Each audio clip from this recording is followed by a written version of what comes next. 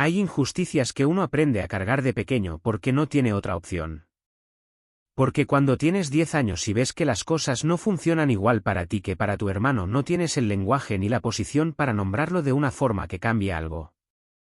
Solo lo registras. Lo guardas en algún lugar. Y sigues. Yo lo cargué durante 27 años. Antes de contarles lo que descubrí, necesito contarles cómo era crecer siendo el segundo. No en orden de nacimiento, que ese también era mi lugar, sino en la jerarquía de prioridades de mi propia familia. Mi hermano Adrián era 3 años mayor que yo. Y desde que tengo memoria la dinámica era siempre la misma. Adrián necesitaba algo y la familia respondía. Yo necesitaba algo y la familia evaluaba si era realmente necesario. No de forma cruel ni explícita, sino con esa naturalidad de los patrones que llevan tanto tiempo instalados que nadie los ve como decisiones. Simplemente son como son las cosas. Mis padres se llamaban Gonzalo y Marta.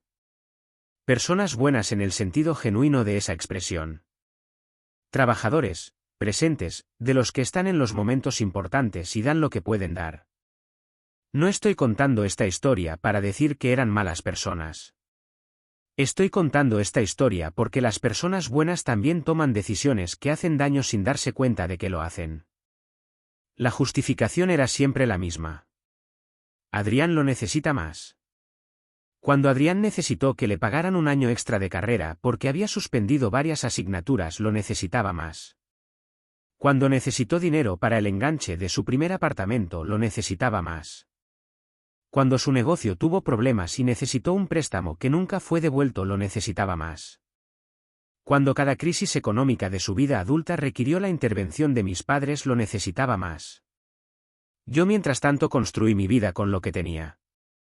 Que era mi trabajo y mis decisiones y una red de seguridad que era considerablemente más delgada que la de mi hermano, pero que con el tiempo aprendí a manejar porque no tenía otra opción.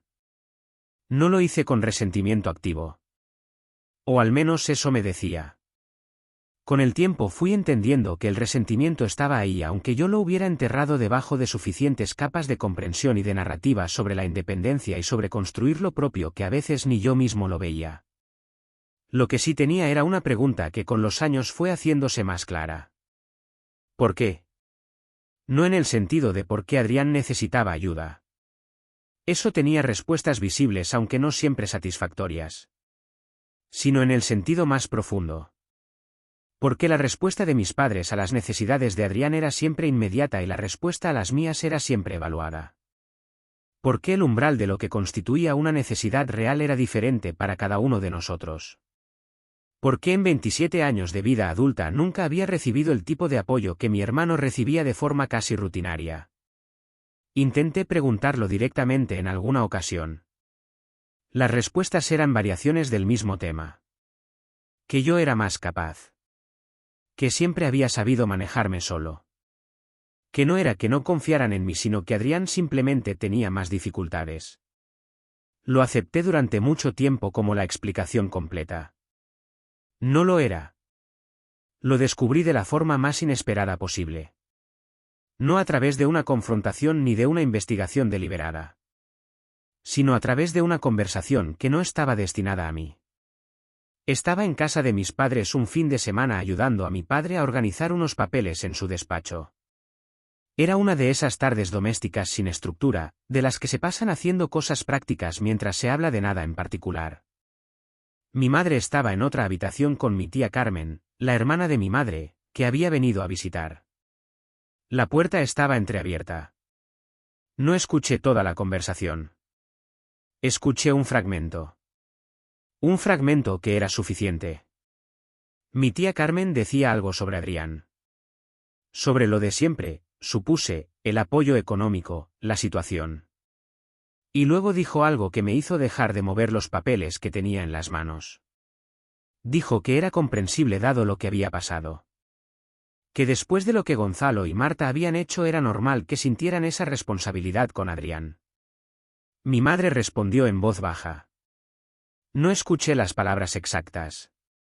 Mi tía dijo que de todas formas ya era tiempo de que lo dejaran ir. Que cargar con esa culpa durante 30 años no le hacía bien a nadie. Culp.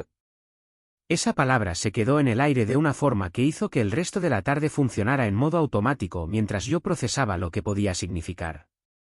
No dije nada ese día.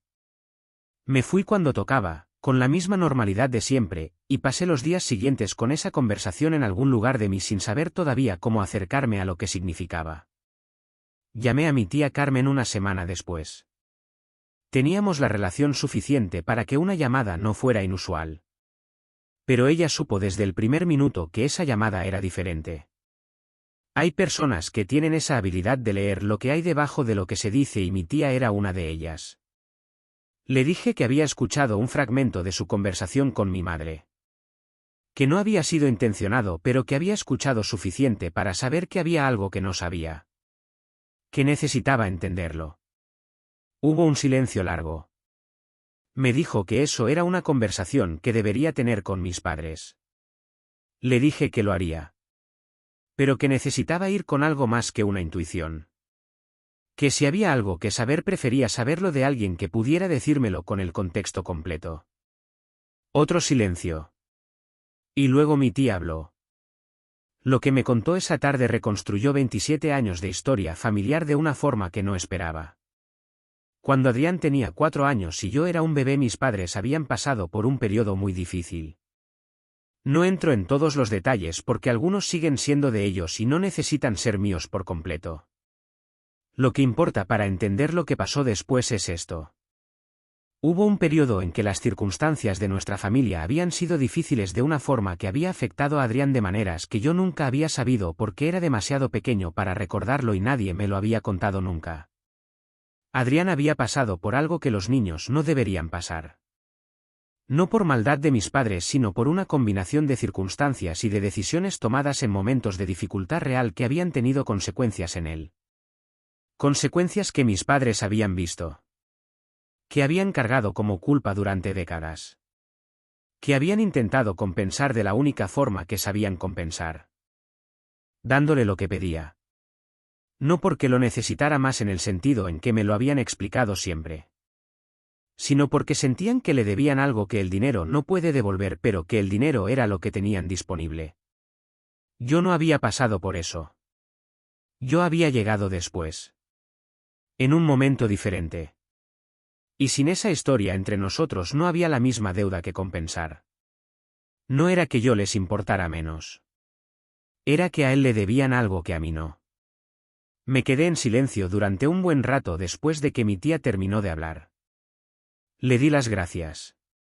Colgué. Y estuve 1 hora sentado sin hacer nada en particular procesando lo que acababa de cambiar en mi comprensión de 27 años de mi propia historia.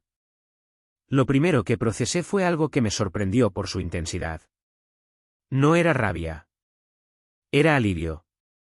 El alivio específico de quien lleva décadas creyendo que no era suficientemente importante y descubre que la razón de lo que vivió no tenía que ver con su valor sino con una historia que existía antes de que él tuviera edad para ser parte de ella. No era que yo valía menos. Era que entre ellos y Adrián había algo que entre ellos y yo no había. Una historia. Una deuda. Un dolor compartido que yo no conocía y que había organizado todo lo demás sin que nadie me lo explicara. Lo segundo que procesé fue más complicado. Que mis padres habían tomado la decisión de no contármelo. Durante 27 años. Que habían preferido que yo creciera con la narrativa de que Adrián lo necesitaba más antes que abrirme una historia que era difícil de contar y que implicaba reconocer cosas difíciles de reconocer. Que esa decisión también me había costado algo. No el dinero. Sino los años de preguntas sin respuesta. Los años de creer que había algo en mí que justificaba el trato diferente. La narrativa que yo mismo había construido sobre ser el independiente, el que no necesita, el que se maneja solo, que en parte había sido una respuesta a una situación que nunca había entendido completamente. Fui a ver a mis padres el fin de semana siguiente. No con la energía de la confrontación. Con la claridad de quien ha decidido que hay una conversación pendiente que necesita ocurrir para que las cosas puedan ser lo que podrían ser. Les dije lo que sabía. No como lo había sabido exactamente para no poner a mi tía en una posición difícil. Solo que había llegado a entender que había algo que no me habían contado y que necesitaba que me lo contaran ellos. El silencio que siguió fue el más largo que he vivido en esa casa. Mi madre fue la primera en hablar. Con una voz que era pequeña de una forma que no le había escuchado antes. Me dijo que lo sentían. Que habían pensado muchas veces en cómo contármelo y que siempre habían encontrado razones para esperar un poco más. Que el momento nunca había parecido el correcto.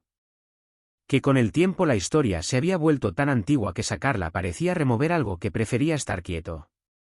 Mi padre no dijo mucho. Mi padre raramente dice mucho. Pero me miró de una forma que tenía el peso de todo lo que no decía y que era en sí mismo más elocuente que muchas palabras. Hablamos durante horas. No de forma ordenada ni con resoluciones limpias porque estas conversaciones no funcionan así. Hubo momentos en que nadie sabía qué decir. Hubo cosas que dijeron que fueron difíciles de escuchar y cosas que dije yo que probablemente también fueron difíciles de escuchar. Hubo también algo que no esperaba encontrar. La sensación de que mis padres llevaban décadas cargando con algo que también les pesaba. No solo la culpa hacia Adrián. También la incomodidad de no haber sabido cómo hablar conmigo de lo que había detrás de todo. De haber tomado la decisión del silencio y haber tenido que mantenerla año tras año. De haber visto crecer la distancia entre la explicación que me daban y la razón real sin saber cómo cerrarlo. No salí de esa conversación con todo resuelto porque estas cosas no se resuelven en una tarde. Salí con algo diferente. Con una imagen más completa de mi propia historia. Con la capacidad de mirar hacia atrás y ver los mismos hechos desde un ángulo que los hacía menos sobre mí y más sobre todo lo que había existido antes de que yo tuviera edad para entenderlo. Con Adrián tuve también una conversación eventual. Más difícil en algunos aspectos. Porque Adrián sabía partes de su propia historia que yo no sabía y eso creaba una asimetría que ninguno de los dos sabíamos completamente cómo manejar. Pero la conversación ocurrió.